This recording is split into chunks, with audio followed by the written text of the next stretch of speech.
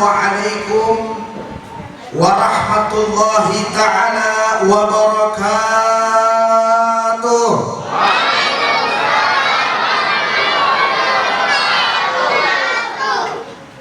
Alhamdulillahilladzi jammalal wujud biijadi hadrati sayyidina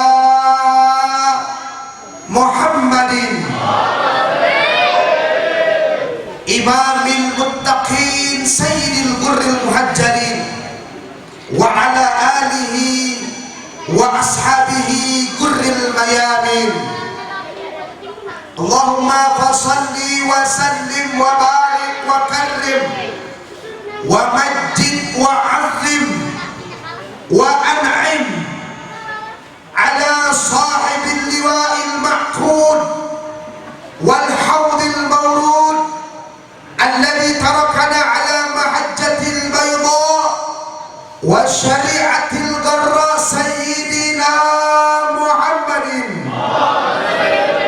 syafi'ina Muhammadin wa tabibi qulubina Muhammadin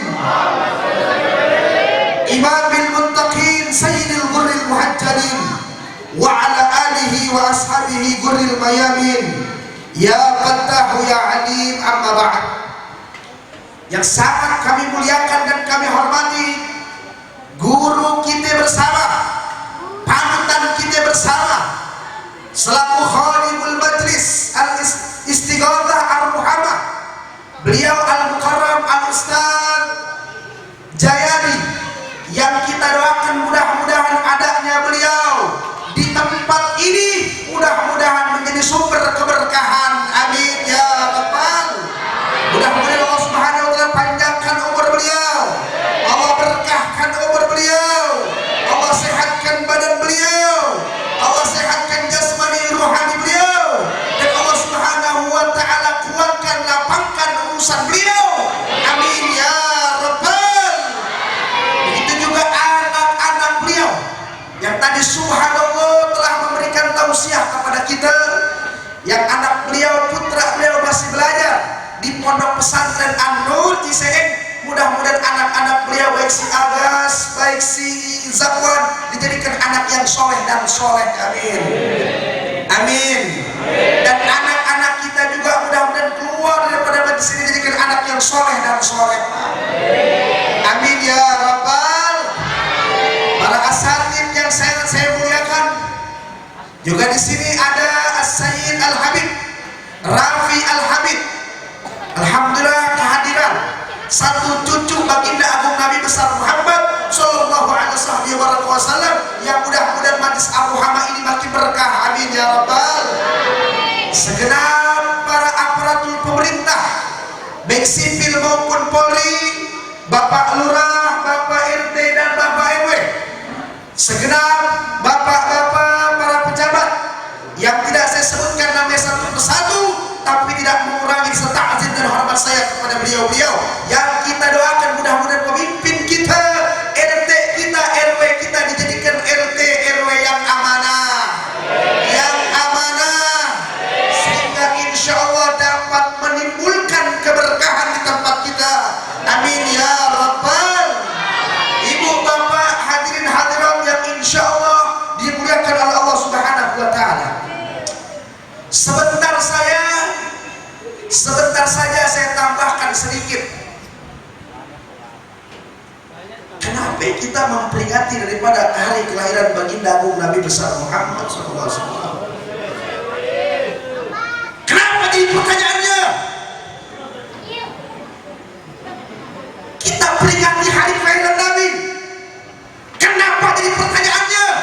Kita sama-sama berkumpul memperingati daripada hari kelahiran baginda agung Nabi besar Muhammad sallallahu alaihi wasallam. Makanya tadi udah disindir sama akhirnya Zakwan. Oh, ada yang bilang sekelompok orang, oh maulid itu bid'ah, maulid itu sesat, buat apa diperingati, nggak ada di zaman Nabi. Kita jawab, memang maulid itu di zaman Nabi kagak ada. Betul?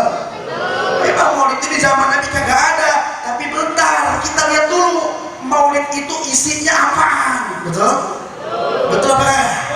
Saya mau nanya, kira-kira kita dari rumah kemarin niat nuntut ilmu, betul apa kagak? Betul apa kagak? Man talabal ilm, barang siapa yang menuntut ilmu, bahwa fi sabilillah hatta yarji, siapa orang yang berjalan menuntut ilmu, maka dia berada di jalan Allah Subhanahu wa taala sampai dia pulang. Berarti kita yang hadir kemari guna untuk memperingati kepada Maulid Nabi, ini kita ada di jalan Allah Subhanahu wa taala, Saudara. Kemudian dia katakan Maulid itu bid'ah, sesat. Kita katakan sekarang ketika kita ada di majelis Maulid, kita duduk. Ketika duduk bertemu dengan yang namanya tetangga, iya Pak orang? Iya Pak orang? Ketemu tetangga yang biasanya kita gak pernah ketemu. Ini namanya silaturahmi. Nabi Muhammad katakan dalam hadisnya, man sarrahu an yubsatalahu fi rizqihi wa an yumsalahu fi athari falyasir rahimahu, kata Nabi Muhammad SAW. Kalau kita ingin diberkahi umurnya, kalau kita ingin panjang umurnya, kalau kita ingin banyak hartanya, apa pesan Nabi Muhammad? Falyasir rahimahu. Engkau ingin hartanya banyak, engkau ingin panjang umurnya, sambung silaturahmi. Saya mau tanya, kira-kira kita memperingati Maulid Nabi Muhammad ini nyambung silaturahmi apa enggak? Nyambung silaturahmi apa enggak? Apalagi mohon maaf, ibu semuanya, silaturahmi itu salah satu, kalau kita buka dalam kitab-kitab, buka dalam kitab Khosaisul Ummah Muhammadiyah, dikarenakan Al-Imam Al-Muhaddits Al-Faqih Abu Yasin Muhammad bin Alawi Al-Maliki Al-Hasani. Di dalam kitab tersebut termasuk daripada faedah orang yang silaturahmi menyambung kebaikan, itu akan menjadikan kita mati dalam keadaan husnul khotimah. Saya mau tanya, kira-kira kita pengen apa enggak dapat mati dalam keadaan husnul khotimah? Mau apa enggak? Pengen apa enggak? Setiap kita pasti pengen. Enggak ada orang yang pengen mati husnul khotimah. Ada orang pengen mati husnul khotimah? Setiap kita pasti ingin mati dalam keadaan husnul khotimah. Dan ketika kita silaturahmi menyambung kebaikan kepada tetangga, kepada saudara kita, itu yang akan menjadikan kita mati dalam keadaan husnul. Makanya sebelum saya lanjutin, saya mau cerita nih. Husnul khotimah itu kayak begini contohnya, Pak. Suatu ketika di rumah sakit jiwa. Rumah sakit jiwa, tahu apa enggak? Rumah sakit jiwa itu tempat orang kompak nih, tempat orang gila. Suatu ketika di rumah sakit jiwa ini dokternya ngumpulin pasien-pasiennya. Ngumpulin siapa ya? Pasiennya dikumpulin. Ketika dikumpulin pasiennya, ditanya satu-satu.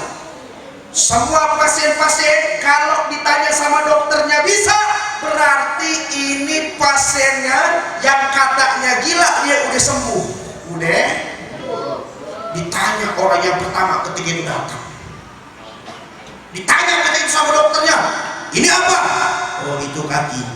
Ini apa? Oh itu perut. Ini apa? Itu tangan. Kamu salah. Masuk lagi dia ke dalam rumah sakit. Kenapa? Karena dia salah. Betul? Berarti otaknya masih rada-rada. Datang yang kedua ketika itu menunggu. Yang kedua datang. Yang dua datang ketika itu ditanya, ini apa? Oh itu tangan. Oh ini. Itu kepala. Oh ini dengkul. Kamu salah. Masuk lagi ke dalam rumah sakit. Datang yang ketiga ketika itu. Yang keberapa? Yang keberapa Tom? Datang yang ketiga ketika itu. Yang ketiga datangnya santai. Dia pelan-pelan ketika itu pengen masuk ke dalam rumah dokternya, diketok-ketok pintu dulu. Ketok-ketok. Dia masuk pakai keset dulu. Assalamualaikum. Jadi dokternya bingung, orang gila bisa assalamualaikum. Dijawab sama dokternya, waalaikumsalam. Duduk ini orang gila. Ditanya sama dokternya, ini apa? Oh itu kepala. Ini apa? Ini tangan. Ini apa? Itu kaki. Ini apa? Dengkul. Ini perut. Ini mata. Ini telinga. Oh kamu kok bisa jawab? Iya dong saya bisa. Katanya kamu gila. Bentar dulu. Kamu bisa jawab ini pakai apa? Pakai ini dong kata orang gila. Ini apa? Ini dengkul. Ini dang. Akhirnya gara-gara dia terakhir jawab salah, dia katakan ini dengkul, dia dibawa masuk lagi ke dalam rumah sakit. Dibawa masuk lagi ke dalam rumah sakit. Kenapa kok bisa kayak begitu? Karena ujungnya su'ul khati. Karena ujungnya su'ul khati. Awalnya memang bagus, betul? Pertengahannya memang cakep, tapi di ujungnya ditanya ini apa? Ini dia bilang dan gara-gara dibilang dengkul, dia dibawa masuk ke dalam yang namanya rumah sakit jiwa. Apa pelajaran yang bisa kita ambil di mari, betul? Apa yang bisa kita ambil dari mari? Maksudnya apa? Baik ibadah kita top, baik sholat kita bagus, baik puasa kita top, tapi tidak ada sedikit pun yang akan menjamin ketika kita meninggal dunia dalam keadaan husnul khatimah. Oh, saya orang kaya, saya ahli sholat, saya ahli ibadah, tapi belum tentu walaupun mau ahli sholat, walaupun mau ahli puasa, tapi belum tentu kita mati pun dalam keadaan husnul khatimah, belum tentu. Tapi makanya dalam hadis Nabi Muhammad katakan, kalau kita pengen termasuk daripada min ayasbab, termasuk daripada sebab kita mati dalam keadaan husnul khatimah, kau ingin mati dalam keadaan baik, kau ingin mati dalam keadaan bergembira, maka hendaknya falyasil rahimah, maka hendaknya engkau menyambung silaturahmi. Makanya duduknya kita di balik untuk memperingati hari maulidnya Nabi Muhammad, kita kumpul silaturahmi, mudah-mudahan kita mati dalam keadaan husnul khatimah. Mudah-mudahan mati dalam keadaan husnul khatimah. Makanya sebelum saya mulai ini saya jelas itu tentang kematian ya. Makanya kalau saya buka kitab tentang babul maut, tentang kematian, antum bisa buka dalam kitab Tamyi'ul Ghafilin dari Imam Abu Layth As-Samarqandi. Juga bisa dalam kitab Daqaiqul Akhbar fi Dzikril Jannati wan Nar dari Imam Al-Qadhi Abdurrahim bin Ahmad Al-Qadhi. Di dalam kitab-kitab tersebut itu kematian itu dijelaskan jelas. Di mana kematian itu, Pak, ketika seseorang ingin meninggal dunia, ketika seseorang ingin dicabut nyawanya, maka ketika itu sakitnya itu diibaratkan seperti ada kayu, yang itu kayu itu tinggi dan kayu itu tersebut penuh dengan yang namanya duri-duri, baru. Kemudian itu kayu dimasukkan ke dalam mulutnya sampai ke bawah kakinya. Itu sakitnya sakratul maut seperti itu. Ketika sampai itu tongkat tersebut dimasukkan ke dalam mulut seorang hamba, masuk dalam sampai kakinya, maka pedihnya sakratul maut, pedihnya ketika seorang meninggal dunia itu seperti orang yang dimasukkan tongkat. Ketika masuk dalam tongkat mulut tersebut ditarik sekencang-kencangnya, saudara, maka ketika itu yang ada di usus-usus tersebut akan copot. Kenapa? Karena saking tajamnya itu yang namanya duri-duri tersebut. Ya Allah, kira-kira ngeri apa enggak? Makanya kira-kira orang mati kira-kira ngeri apa enggak? Sakratul maut sakit apa enggak? Sakit. Tapi ada dalam kitab Sa'adatud Darain fi sholati ala sayyidil kaunain yang dikarang oleh Al-Imam Syekh Yusuf bin Ismail An-Nabhani. Syekh Yusuf bin Ismail An-Nabhani, beliau adalah merupakan seorang ulama, seorang muhibbin yang cinta kepada dunianya Nabi Muhammad SAW. Makanya beliau mengarang kitab, ada kitab karangan Syekh Yusuf bin Ismail An-Nabhani, namanya kitab Syaraful Mu'abbad li Ali Sayyidina Muhammad. Juga beliau punya kitab namanya kitab Wasailul Usul fi Syama'il Rasul, tentang Nabi Muhammad SAW. Di sini dalam kitab Sa'adatud Darain fi sholati ala sayyidil kaunain, di sini beliau katakan ada termasuk cara seseorang ketika dia ingin mati dalam keadaan husnul khatimah, artinya dia meninggal dalam keadaan tidak merasakan sakit sedikit pun. Ibadah, apa caranya? Jadi pertanyaannya, kita pengen mati dalam keadaan husnul khatimah, kita ingin meninggal dalam keadaan tidak merasakan sakit, maka Syekh Yusuf Ismail An-Nabhani katakan, kalau kamu ingin mati dalam keadaan husnul khatimah, keluar daripada dunia dalam keadaan nikmat, dalam keadaan lezat, fa'akthir sholati ala Muhammad. Apa kata beliau kuncinya kalau kamu ingin keluar daripada dunia, ruhmu keluar dalam keadaan selamat, maka perbanyaklah sholawat kepada baginda agung Nabi besar Muhammad sallallahu alaihi wasallam. Saya mau tanya orang mari kira-kira demen nggak sholawat? Orang mari demen nggak sholawat?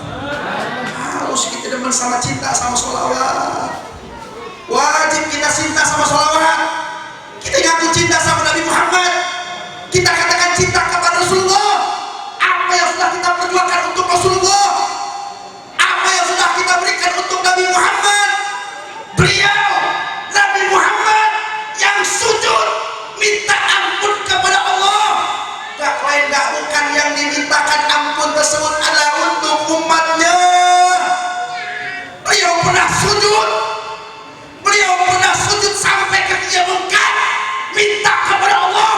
Satu yang dia minta, saudara, bukan harta, bukan pangkat, bukan jabatan, tapi yang diminta dari Muhammad gak lain gak bukan, ya Allah, agar semua daripada umatku masuk ke dalam surganya. Allahumma sholli ala habibina Muhammad. Allahumma sholli ala habibina Muhammad. Lupakah kita bagaimana Nabi Muhammad ketika beliau sakaratul maut, ketika beliau ingin wafat, ketika beliau ingin meninggal dunia, yang dipikirkan, yang disebut bukan Sayyidah Khadijah, bukan Sayyidah Aisyah, tapi yang disebut ketika Nabi Muhammad ingin wafat, ketika beliau ingin meninggal dunia, nggak lain nggak bukan adalah umatku, Nabi Muhammad sallallahu alaihi wasallam. Kita harus cinta sama Nabi Muhammad sallallahu alaihi wasallam. Makanya saya di sini ingatkan, mohon maaf, kadang-kadang kalau kita hadir ke majlis atau tabligh akbar, banyak kan kita depan undang ustaz yang lucu-lucu bikin ketawa-ketawaan. Pulang daripada majlis padahal kagak di sini. Maka harus diingatkan ini hari bulan hari kelahiran Nabi Muhammad SAW. La majala lil dhahk. Bukan waktunya kita untuk tertawa-tertawa, tapi waktunya kita melihat, merayakan daripada hari kelahiran baginda Nabi besar Muhammad SAW. Kita katakan kita cinta Nabi Muhammad, kita katakan kita cinta kepada Rasulullah. Mana yang sudah kita perjuangkan untuk Rasulullah? Apa yang sudah kita perjuangkan untuk Nabi Muhammad? Harta kita mana? Yang pada engkau dititipkan harta tidak lain dan tidak bukan untuk Allah dan untuk Nabi besar Muhammad sallallahu alaihi wasallam. Ayo sama-sama kita berjuang. Yang punya kekayaan, yang punya harta, lebih bantu yang namanya pondok-pondok pesantren, bantu majlis-majlis taklim. Agar apa? Agar dakwahnya Nabi Muhammad, pelajarannya Nabi Muhammad menjadi lancar, saudara. Betul? Betul. Ayo yang punya kekuatan, bantu kemari. Ustaz Jayadi butuh ini, butuh itu, bantu sama-sama. Untuk apa? Nggak lain nggak bukan untuk menggembirakan hati baginda agung Nabi besar Muhammad sallallahu alaihi wasallam. Makanya setiap hari Kamis dijelaskan dalam hadis bahwasanya setiap amal ibadah kita, setiap amal ibadah daripada umat Nabi Muhammad itu disodorkan kepada Nabi Muhammad. Fulan ibn fulan satu minggu itu melakukan amal perbuatan kada wa kada wa kada. Ini. Maka itu setiap amal ibadah kita disodorkan kepada Nabi Muhammad sallallahu alaihi wasallam pada hari Kamis. Ketika disodorkan kepada Nabi Muhammad, apa yang jadi pertanyaannya? Apa yang sudah kita persiapkan untuk Nabi Muhammad? Apakah Nabi Muhammad ketika melihat amal ibadah kita tersenyum? Atau Nabi Muhammad ketika melihat amal ibadah kita tersedih? Karena kita rajin maksiat kepada Allah, karena kita jauh daripada sunnahnya Nabi Muhammad sallallahu alaihi wasallam. Makanya dalam hadis tersebut, kalau amal daripada umatnya Nabi Muhammad ketika disodorkan kepada Nabi, maka ketika itu amal tersebut baik, Nabi Muhammad tersenyum dan Nabi Muhammad memuji Allah Subhanahu wa taala. Saya mau tanya, kira-kira ingin nggak kita menggembirakan hati Nabi Muhammad? Orang kompak, kira-kira orang mana kira-kira pengen kagak membuat Nabi Muhammad tersenyum? Kira-kira pengen kagak Nabi Muhammad gembira? Betul. Oh, sholli ala habibina Muhammad. Akan tetapi kalau amal ibadah kita ketika disodorkan kepada Nabi Muhammad, kepada kekasih kita Muhammad, kepada kekasih kita Rasulullah, tapi amal ibadah kita ketika disodorkan satu minggu itu perkara buruk, maka Nabi Muhammad ketika itu sedih melihat kita, tapi Nabi Muhammad memintakan ampun kepada Allah Subhanahu wa Ta'ala untuk umatnya tersebut. Masya Allah. Jadi kira-kira jadi umatnya Nabi Muhammad nikmat apa enggak? Orang kompak kira-kira jadi umatnya Nabi Muhammad nikmat apa enggak? Enak apa enggak? Betul? Amin ya Rabbal. Makanya nih coba kita lihat beberapa waktu lalu, kita lihat kekasih kita baginda Agung Nabi besar Muhammad dihina. Nabi Muhammad kita dihina, Nabi Muhammad kita dikucilkan, Nabi Muhammad kita dikriminalisasi, Nabi Muhammad kita, kekasih kita dikatakan seperti ini. Nabi Muhammad kita digambar karikaturnya sama Prancis yang biadab. Saya mau tanya, kira-kira timbul pertanyaan, kalau kita cinta kepada Nabi Muhammad, tanyakan kepada kita punya hati, apa yang sudah kita perjuangkan untuk Nabi Muhammad SAW. Nabi Muhammad dihina kita santai. Apakah Nabi Muhammad ketika dihina hati kita teriris-iris? Tanyakan kepada hati kita. Kalau hati kita biasa-biasa aja ketika Nabi Muhammad dihina, berarti artinya kecintaan kita kepada Nabi Muhammad itu rendah.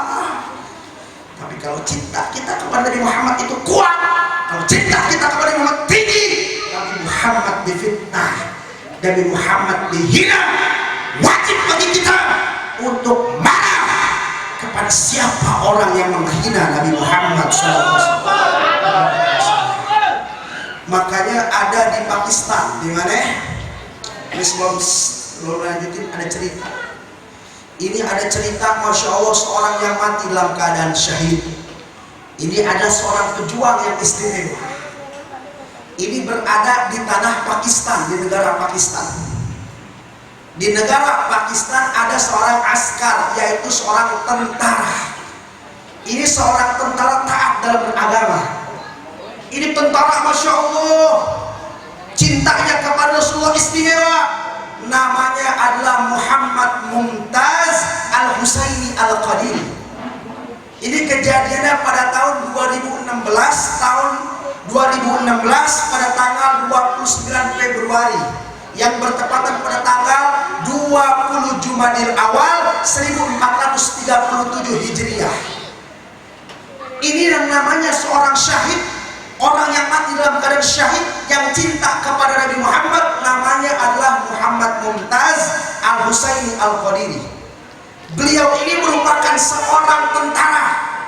Maka suatu ketika ini Muhammad Al-Husaini Al-Mumtaz ketika itu sedang mengawal daripada salah seorang gubernur bernama Salman Taseer. Ini seorang gubernur dikawal sama tentara. Tentaranya siapa? Muhammad Mumtaz Al-Husaini. Ketika dikawal sampai ke tempat pengawalan tersebut, maka gubernur tersebut ketika itu berpidato, saudara. Ketika dia berpidato di depan dari masyarakatnya, maka ketika itu Salman Taseer, seorang gubernur tersebut, berpidato dalam isi pidatonya menghina Nabi Muhammad SAW. Dalam pidatonya dihina Nabi Muhammad, dalam pidatonya dia kucilkan Nabi Muhammad, dalam pidatonya dia kecilkan Nabi Muhammad, tidak ada adab dengan Nabi Muhammad.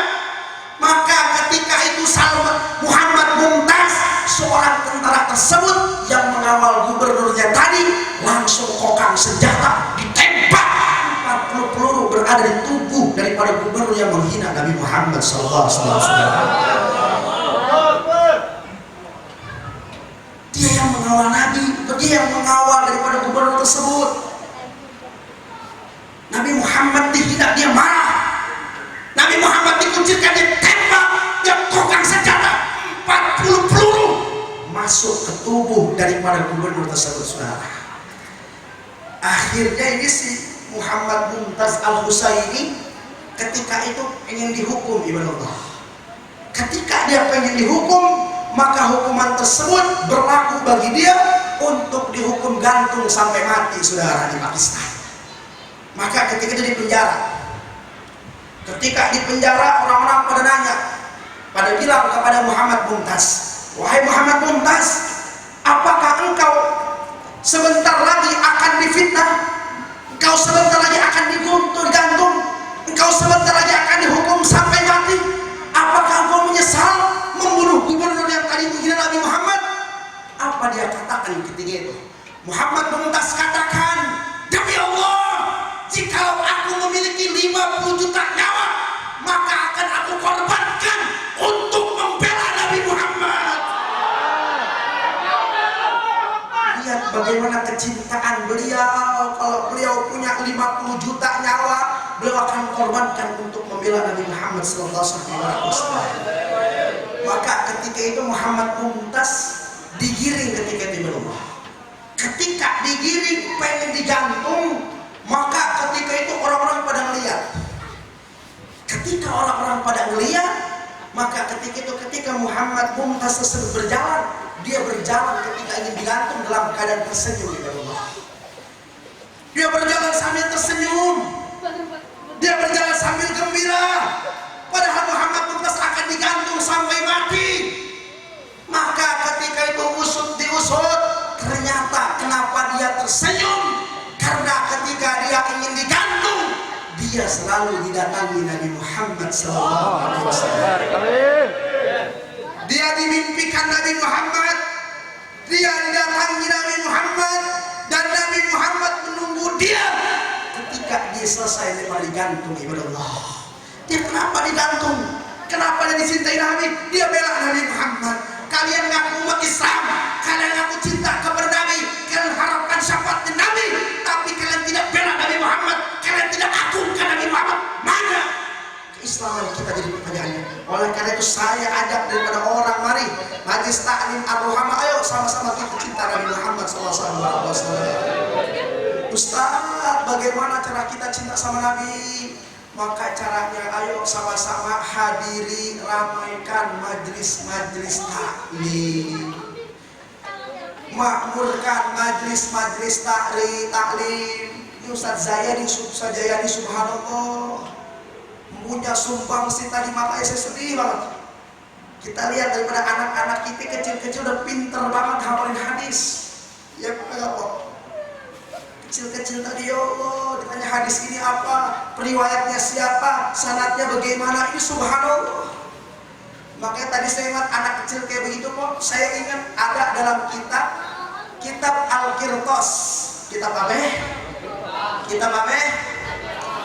Ada namanya kitab Al-Qirtas, syarah daripada kitab Ratibul Aqas lil Imam Al-Habib Ali bin Hasan Al-Aqas. Di dalam kitab tersebut ada cerita istimewa. Apa cerita tersebut? Maka dalam kitab tersebut diceritakan ada seseorang dalam kitab tersebut, rajulun musrifun ala nafsi. Rajulun musrifun ala nafsi itu apa Ustaz? Maka musrifun ala nafsi itu adalah artinya orang yang boros terhadap dirinya. Maksudnya apa boros? Ini artinya dijelaskan dalam kitab tersebut, dia boros dalam melakukan maksiat kepada Allah Subhanahu wa Ta'ala. Pagi dia maksiat, malam dia maksiat, sore dia maksiat, petang dia maksiat. Setiap harinya nggak pernah kecuali dia melakukan kemaksiatan kepada Allah Subhanahu wa Ta'ala.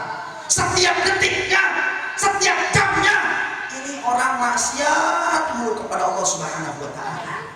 Sampai akhirnya dalam kitab tersebut diceritakan ini orang yang tazawwaj, yakni menikah.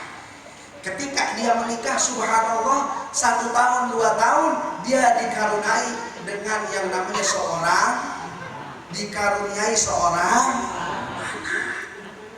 ini orang yang rajin maksiat tersebut ketika dia menikah itu tidak menjadikan dia untuk berhenti dalam melakukan maksiat kepada Allah Subhanahu wa Ta'ala. Dia menikah. Abang orang kalau mati itu diapain? Dikapanin, dikuburin, disolatin, betul? Ini dia dibawa masuk ke dalam kubur. Kan kubur itu kata Nabi Muhammad bisa jadi raudhah min riyadil jannah, bisa jadi taman dari taman surga, juga bisa daripada lubang neraka ketika ada di dalam kubur. Ini orang tadi saya ceritain setiap harinya maksiat kepada Allah. Jadi saya mau tanya, kira-kira kalau masuk dalam kubur ini kira-kira disiksa apa enggak? Kurang kompak, kira-kira disiksa apa enggak? Disiksa mual. Disiksa apa enggak? Di dunia setiap harinya maksiat kepada Allah.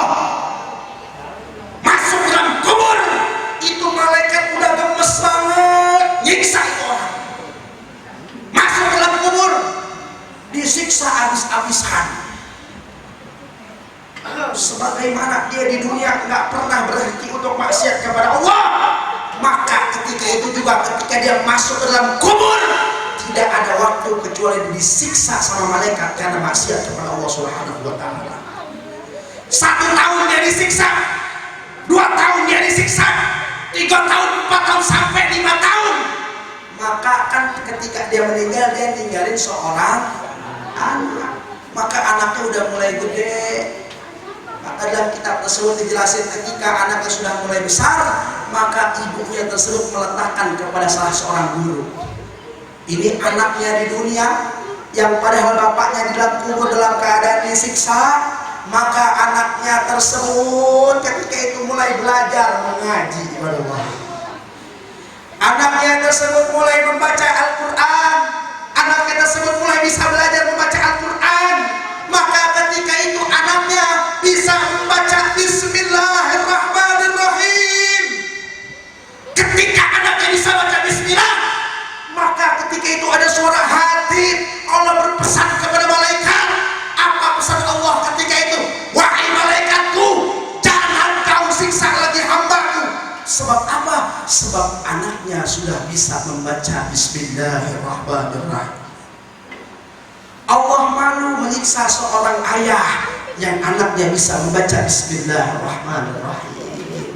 Apalagi di majlis Ar-Ruhama, anak kita bukan cuma diajar Al-Quran, tapi disuruh ngapal yang namanya hadis. Betul.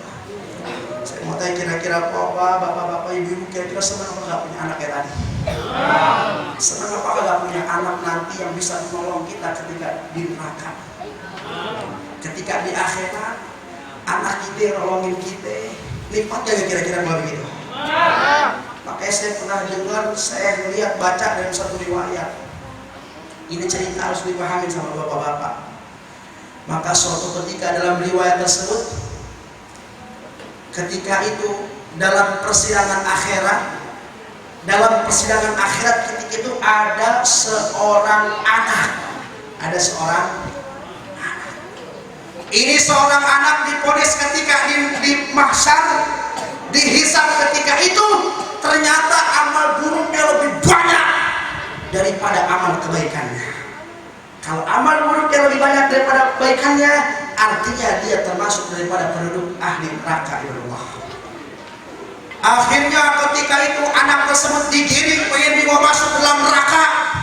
Ketika dia dibawa masuk dalam neraka, maka ketika itu dia ngedumel ini anak. Ngedumel bagaimana? Dia bilang, bentar wahai malaikat, bentar malaikat, jangan kau bawa aku masuk ke dalam neraka. Sebab aku bisa seperti ini, aku bisa dalam keadaan maksiat terus kepada Allah. Sebab orang tuaku tidak pernah mengajarkanku tentang ilmu agama. Sebab orang tuaku tidak pernah mengajarkanku tentang sholat, sehingga aku tinggalkan sholat. Akhirnya itu malaikat lapor kepada Allah. Ya Allah, ini bagaimana? Coba cari orang tuanya. Ternyata ketika diponis orang tuanya ini ahli ibadah. Ternyata orang tuanya tersebut pengen masuk dalam surga.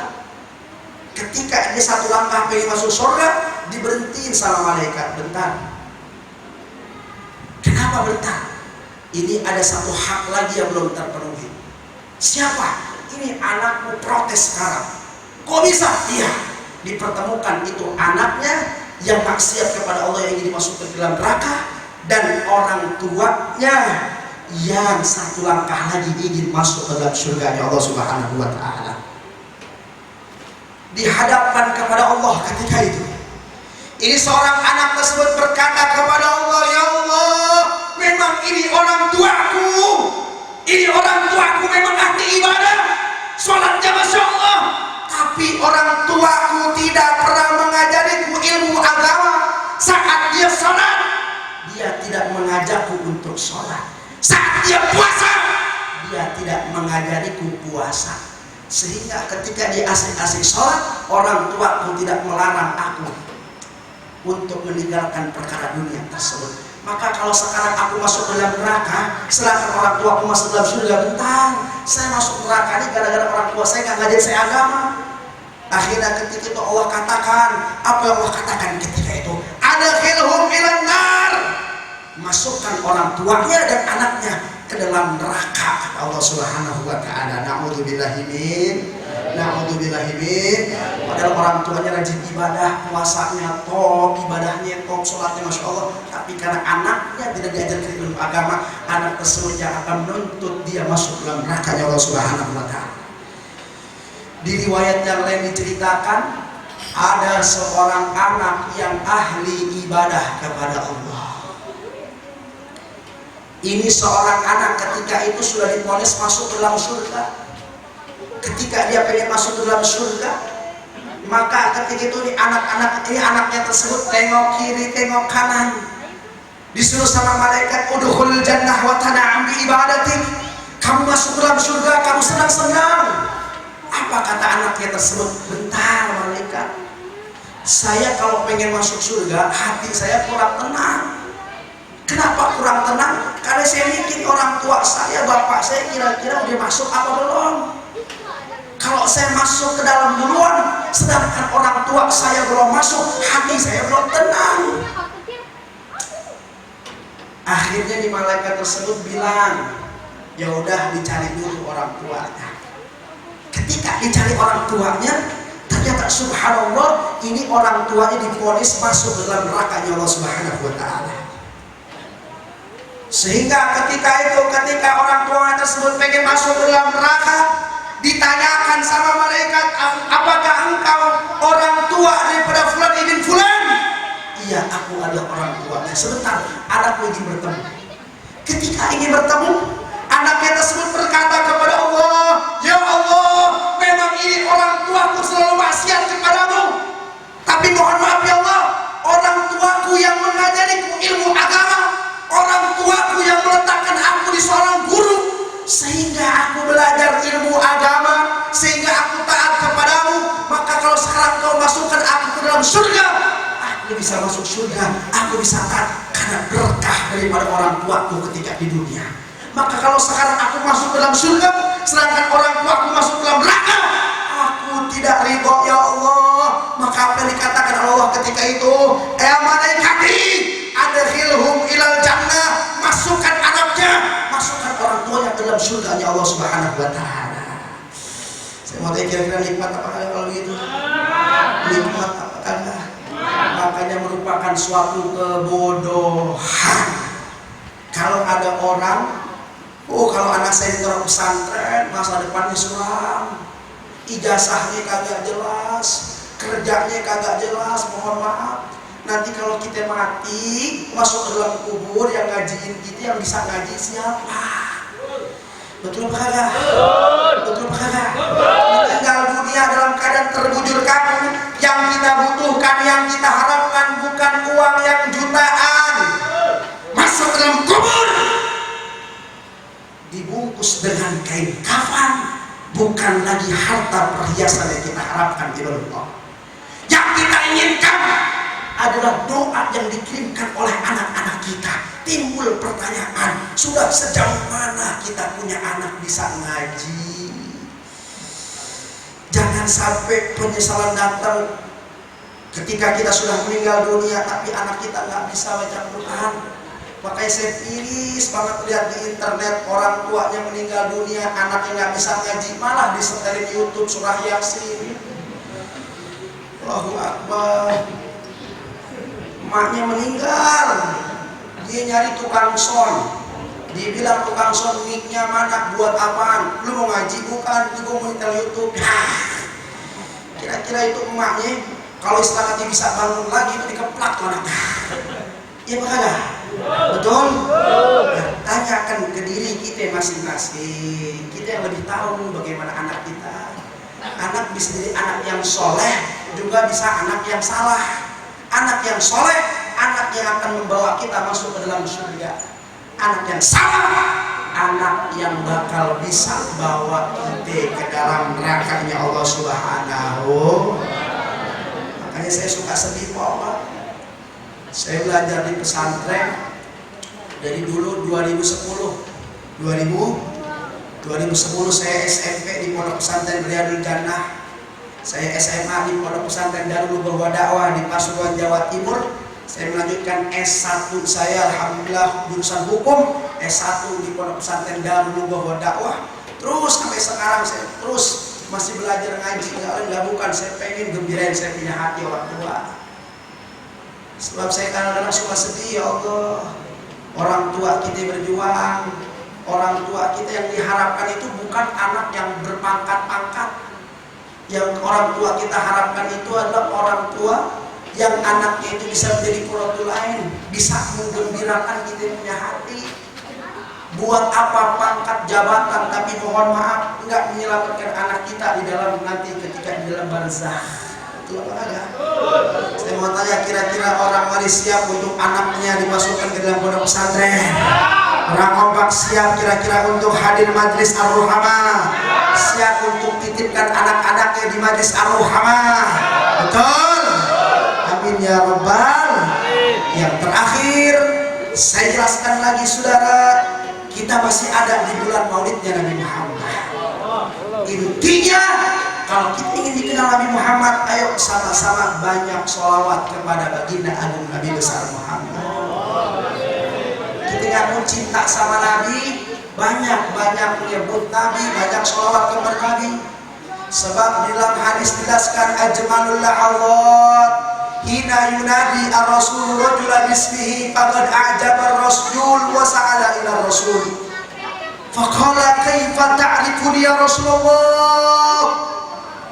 Faqala Rasul a'rifuka li'annaka tu'ashikuni fid dunya bi shalawatika alaika. Di dalam kitab dijelaskan bahwasanya ajmalul lahazat, momen yang sangat indah, kejadian yang sangat istimewa, kejadian yang sangat tidak bisa diinginkan, kejadian yang sangat diingin-inginkan, kejadian yang sangat membuat hati kita bergembira adalah ketika nanti ketika di hari kiamat ada suatu cerita Nabi Muhammad memanggil seseorang yang ahli maksiat kepada Allah Subhanahu wa taala. Nabi Muhammad panggil ketika itu seseorang tersebut dengan namanya, wahai fulan ibn fulan. Maka ini orang yang dipanggil Nabi tersebut fata'ajjaba ar-rajul, dia terheran-heran bertanya kepada Rasulullah, kaifa ta'rifuni ya Rasulullah? Bagaimana engkau bisa kenal dengan wahai Rasulullah? Apa Rasulullah katakan ketika itu? A'rifuka, aku kenal denganmu li'annaka tu'ashikuni fid dunya bi shalawatika alayya. Aku rindu kepadamu karena engkau ketika di dunia bersolawat kepadaku. Kalau kita ingin kenal Nabi, kalian ingin dicintai Nabi, sama-sama perbanyak sholawat kepada baginda Nabi besar Muhammad sallallahu alaihi wasallam. Terakhir, mari sama-sama kita doakan untuk kepulangan imam besar kita Al-Habib Muhammad Rizik bin Husain Syihab. Beliau ada seorang pejuang, beliau ada seorang tokoh, beliau ada seorang cucunya Nabi Muhammad SAW yang sangat cinta kepada negara kita tercinta. Kita angkat kedua tangan kita, mudah-mudahan imam besar kita yang insya Allah pada tanggal 10 November pada hari Selasa jam 9.30 di Terminal 3 beliau akan mendarat dalam keadaan selamat. Mudah-mudahan imam besar kita Al-Habib Muhammad Rizik bin Husain Syihab diberikan kemenangan oleh Allah, dilancarkan oleh Allah, dicari oleh Allah Subhanahu wa taala. Amin ya rabbal alamin. Ala hadhihi niyah wa ala niyatin salihah wa ala man waslahun salihun bisiril Fatihah. Bismillahirrahmanirrahim. Alhamdulillahirabbil alamin. Arrahmanirrahim. Maliki yaumiddin. Iyyaka na'budu wa iyyaka nasta'in. Ihdinas siratal mustaqim. Siratal ladzina an'amta 'alaihim ghairil maghdubi 'alaihim. Amin ya rabbal. Mudah-mudahan yang sedikit ini bisa bermanfaat, dapat menambah kecintaan kita kepada Nabi besar Muhammad SAW, sehingga nanti kita bisa mendapatkan syafaatul uzma dari Nabi Muhammad SAW. Hakadha minni wa lakum. Wassalamualaikum warahmatullahi wabarakatuh.